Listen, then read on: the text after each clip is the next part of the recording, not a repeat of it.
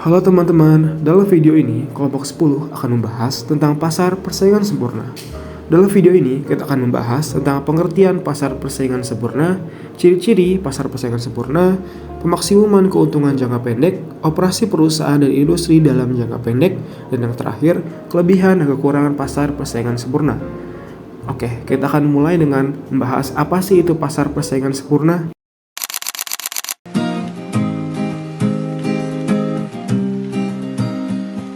Pasar persaingan sempurna adalah satu struktur pasar di mana terdapat banyak sekali penjual atau perusahaan yang menghasilkan barang atau jasa yang serupa atau identik dan banyak sekali pembeli dalam pasar tersebut.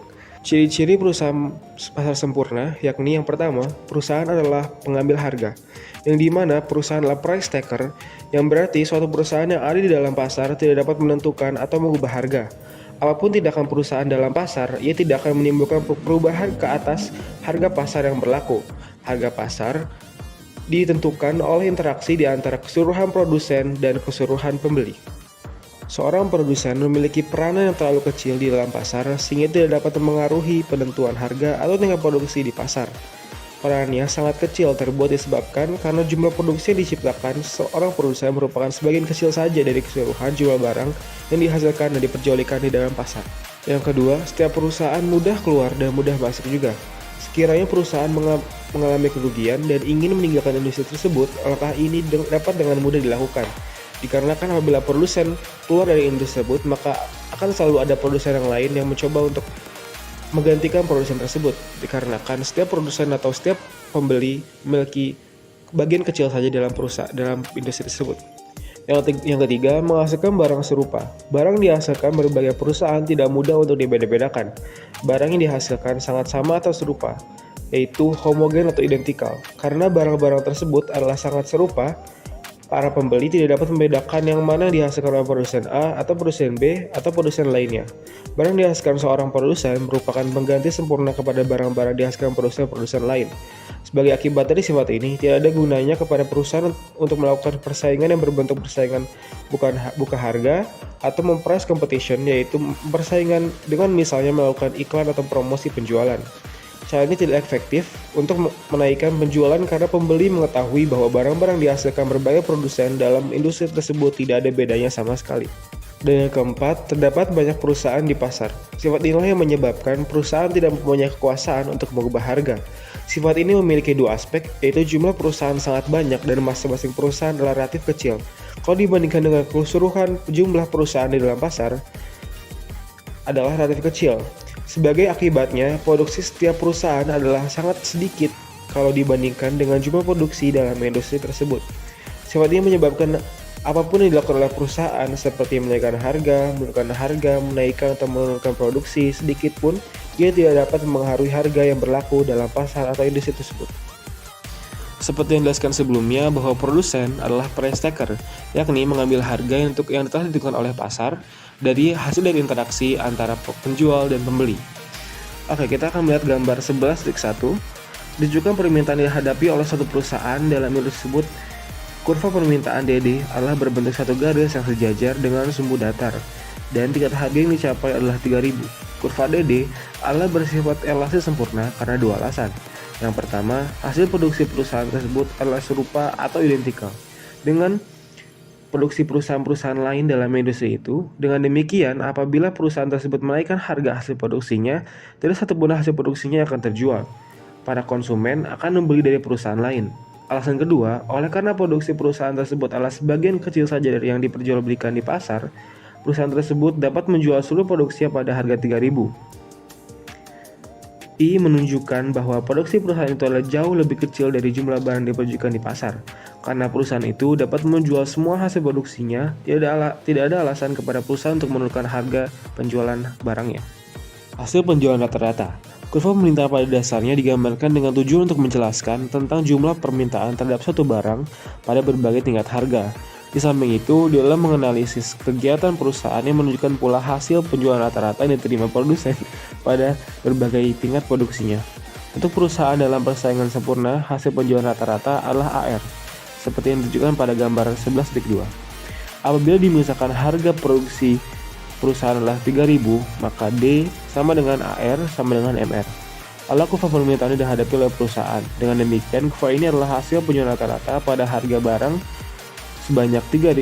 seharga 3.000 dinyatakan sebagai AR. Kalau harga barang dijual perusahaan adalah 6.000, kurva D1 sama dengan AR1 sama dengan MR1 adalah kurva permintaan dan juga kurva hasil penjualan rata-rata pada harga 6.000. Hasil penjualan total atau total revenue adalah sebuah jumlah pendapatan yang diterima perusahaan dari menjual barang yang diproduksinya. Telah diterangkan bahwa dalam persaingan sempurna, harga tidak akan berubah walaupun bagaimana banyaknya jumlah barang yang dijual perusahaan. Ini menyebabkan kurva penjualan TR adalah berbentuk garis lurus yang bermula dari titik 0. Garis TR0 adalah kurva hasil penjualan total apabila harga adalah 3.000, sedangkan TR1 adalah kurva hasil penjualan total apabila harga barang meningkat menjadi 6.000. Titik TR0 dan TR1 menggambarkan banyaknya hasil penjualan total pada berbagai jumlah barang yang akan dijual. Sebagai contoh, titik A menggambarkan bahwa pada harga 3.000, penjualan sebanyak 10 unit akan menyebabkan hasil penjualan mencapai 30.000. Dan titik A1 menunjukkan bahwa pada harga 6.000, penjualan sebanyak 10 unit akan menyebabkan hasil penjualan total perusahaan menjadi 60.000. Maksimal keuntungan jangka pendek. Dalam ini akan ditunjukkan yang pertama, cara menghitung biaya total, biaya rata-rata, dan marginal. Yang kedua, menghitung hasil penjualan total, penjualan rata-rata, marginal, dan total. Dan yang ketiga, menunjukkan caranya suatu perusahaan untuk menentukan tingkat produksi yang akan memaksimalkan keuntungan. Dan untuk memaksimalkan keuntungan ada dua cara. Yang pertama, membandingkan hasil penjualan total dengan biaya total. Yang kedua, menunjukkan keadaan di mana hasil penjualan marginal sama dengan biaya marginal. Cara pertama ditentukan dengan membandingkan hasil penjualan total dengan biaya total. Keuntungan adalah perbedaan antara hasil penjualan total yang diperoleh dengan biaya total yang dikeluarkan. Keuntungan akan mencapai maksimum apabila perbedaan di antara keduanya adalah maksimum. Maka dengan cara yang pertama ini, keuntungan yang maksimum akan dicapai apabila perbedaan nilai antara hasil penjualan total dengan biaya total adalah yang paling maksimum. Dan cara kedua menggunakan bantuan kurva atau data biaya yang rata-rata dan biaya marginal. Maksimal keuntungan dicapai pada tingkat produksi di mana hasil penjualan marginal atau MR sama dengan biaya marginal atau MC. Dan perusahaan akan menambah keuntungannya apabila menambah produksinya, yaitu biaya penjualan marginal atau MR lebih besar dibandingkan biaya marginal atau MC, dan sebaliknya juga seperti itu. Jumlah produksi dan biaya produksi. Pada tabel 11.1 kita bisa melihat bahwa jumlah produksi pada kolom 1 adalah jumlah produksi yang dapat dicapai, dan untuk kolom kedua biaya tetap adalah biaya yang dikeluarkan untuk membeli input tetap yang digunakan dalam proses produksi. Kolom ketiga atau biaya berubah yaitu menunjukkan semua biaya yang dibelanjakan untuk membeli input berubah tenaga kerja. Yang keempat adalah biaya total, adalah biaya tetap ditambah dengan biaya berubah. Dan yang kelima adalah biaya marginal, adalah biaya yang ditambahkan untuk menambah satu produksi. Sebagai contohnya, pada jumlah produksi 1 yaitu biaya total 200. Dan untuk mencapai produksi kedua dibutuhkan 80 untuk mencapai produksi kedua, yaitu 280.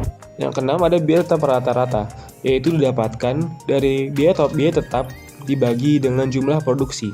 Seperti pada jumlah produksi kedua, biaya tetapnya itu adalah 100.000 dan jumlah produksinya 2. Maka biaya tetap rata-ratanya adalah 50 atau 50.000. Yang ketujuh ada biaya berubah rata-rata, diambil dari biaya berubah dibagi dengan jumlah produksi.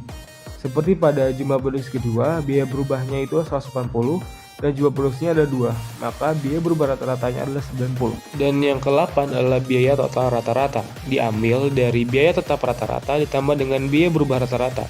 Seperti pada jumlah produksi kedua, biaya tetap rata-ratanya adalah 50 dan biaya berubah rata-ratanya adalah 90. Maka biaya total rata-ratanya adalah 140. Di dalam menganalisis usaha suatu perusahaan untuk memaksimalkan keuntungan, ada dua hal yang harus diperhatikan. Yang pertama, biaya produksi yang dikeluarkan perusahaan, dan yang kedua, hasil penjualan barang yang dihasilkan perusahaan itu. Sifat biaya produksi yang dikeluarkan oleh perusahaan adalah bersamaan, walau dalam struktur pasar manapun yang digolongkan. Dengan kata lain, suatu perusahaan itu berada dalam pasar persaingan sempurna atau monopoli, oligopoli, atau persaingan monopolis, ciri-ciri fungsi produksi dan biaya produksinya yaitu sama. Akan tetapi, sifat hasil penjualan berbeda di antara pasar persaingan sempurna dengan struktur pasar lainnya. Perbedaan ini disebabkan karena ditinjau dari sudut pandang produsen, bentuk permintaan yang dihadapi oleh seorang produsen di pasar persaingan sempurna berbeda sifatnya dengan yang dihadapi oleh produsen di pasar lainnya. Selanjutnya, dari tabel jumlah produksi dan hasil penjualan dapat dilihat dari kolom-kolomnya. Yang pertama kolom jumlah produksi, yang kedua harga, yang ketiga hasil penjualan total, yang keempat hasil penjualan total rata-rata, dan yang kelima kolom hasil penjualan marginal. Dari tabel tersebut juga dapat diketahui bahwasanya hasil penjualan total memiliki rumus yaitu price dikali dengan quantity, atau yang berarti harga dikali dengan jumlah produksi. Sebagai contoh, pada tingkat produksi ketiga dengan harga 150, maka hasil penjualan totalnya bernilai 450 dari hasil perkalian 150 dikali 3. Dan dapat diketahui juga hasil penjualan total rata-rata merupakan hasil dari TR dibagi dengan Q. Sebagai contoh, pada tingkat produksi 6, nilai hasil penjualan totalnya atau TR-nya adalah 900, maka 900 tersebut dibagi dengan jumlah produksinya saat itu, yaitu 6, maka dapat diketahui hasilnya adalah 150. Ini merupakan tabel analisa untuk mengetahui keuntungan yang dihasilkan dari penjualan dengan cara mengurangi harga penjualan dengan biaya produksi. Sebagai contoh, pada produksi keempat dengan perolehan penjualan 600 dan biaya produksi 380, diperoleh keuntungan sebesar 220 dari hasil pengurangan perolehan penjualan dengan biaya produksi itu sendiri. Untuk tabel yang satu ini, kita dapat mengetahui bahwasanya tabel ini digunakan untuk mengetahui keuntungan marginal dengan cara mengurangi tambahan hasil penjualan dengan tambahan biaya. Selanjutnya, ada operasi perusahaan dan industri jangka panjang. Dalam jangka panjang, perusahaan dan industri dapat membuat beberapa perubahan tertentu yang di dalam jangka pendek tidak dapat dilakukan. Perusahaan dapat menambah faktor-faktor produksi yang di dalam jangka pendek adalah tetap jumlahnya. Kemungkinan ini menyebabkan perusahaan tidak lagi mengeluarkan biaya tetap. Semuanya adalah biaya berubah. Seterusnya, keadaan dalam industri juga mengalami perubahan, yaitu perusahaan-perusahaan baru akan memasuki industri dan beberapa perusahaan lama yang tidak efisien akan gulung tikar dan meninggalkan industri. Perubahan seperti ini tidak berlaku dalam jangka pendek. Telah dinyatakan juga, apabila suatu perusahaan tidak dapat menutupi biaya berubahnya, ia tidak akan membubarkan usahanya, tetapi hanya akan menghentikan kegiatan produksinya. Perubahan lain yang mungkin berlaku dalam jangka panjang adalah kemajuan teknologi, kenaikan upah tenaga kerja, dan kenaikan harga-harga umum atau inflasi. Perubahan ini akan mempengaruhi biaya produksi di setiap perusahaan. Perubahan-perubahan tersebut juga dapat diakibatkan oleh dua hal, yaitu permintaan dan penawaran. Untuk yang diakibatkan oleh permintaan terbagi menjadi dua. Yang pertama akibat kenaikan permintaan, dan yang kedua akibat penurunan permintaan. Dapat dilihat dari slide tersebut bahwasanya perubahan akibat kenaikan permintaan itu berdampak kepada harga yang cenderung naik, lalu peningkatan jumlah barang yang diperdagangkan. Sebaliknya, perubahan yang diakibatkan oleh penurunan permintaan mengakibatkan harga cenderung turun dan penurunan jumlah barang yang diperdagangkan. Sedangkan berdasarkan kepada sifat perubahan biaya produksi dalam jangka panjang, kurva penawaran industri dalam pasar persaingan sempurna dapat dibedakan kepada 3 bentuk, yaitu yang dipengaruhi biaya produksi yang bersifat biaya jangka panjang yang tidak berubah, biaya jangka panjang yang semakin meningkat, dan yang ketiga biaya jangka panjang yang semakin menurun. Berdasarkan pembagian 3 bentuk yang tadi, dapat diketahui bahwasanya industri pun dapat dipengaruhi dari biaya tetap produksinya, yaitu yang pertama ada industri biaya tetap, yang kedua ada industri biaya meningkat, dan yang ketiga ada industri biaya menurun. Yang dimana industri biaya tetap adalah industri di mana biaya produksi per unit tetap konstan meskipun skala produksinya meningkat atau industri sedang berkembang. Hal ini terjadi karena sumber daya yang dibutuhkan seperti bahan baku dan tenaga kerja selalu tersedia dalam jumlah yang cukup tanpa perubahan harga yang signifikan. Dalam kondisi ini, kurva biaya rata-rata jangka panjang atau long run average cost akan tetap datar.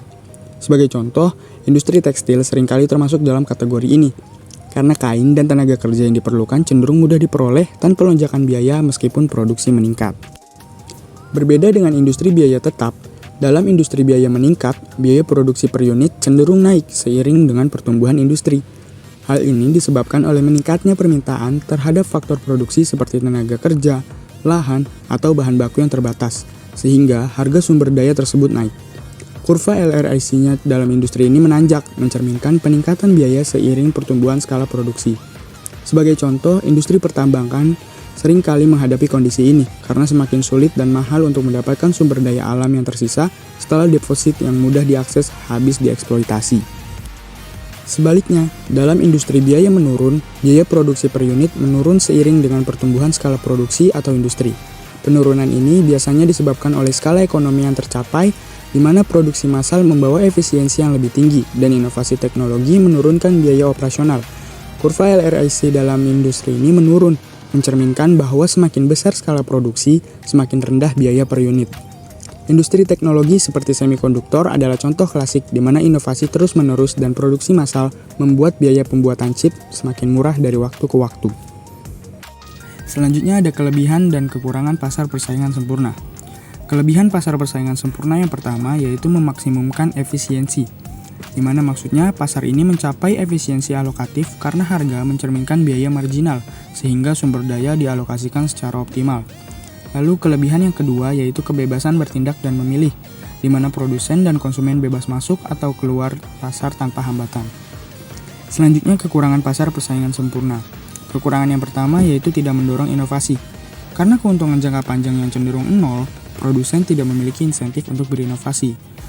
Lalu kekurangan yang kedua yaitu terkadang menimbulkan biaya sosial, karena pasar tidak memperhitungkan eksternalitas seperti pencemaran lingkungan. Di poin yang ketiga yaitu membatasi pilihan konsumen, produk yang dijual homogen sehingga konsumen tidak memiliki banyak variasi pilihan.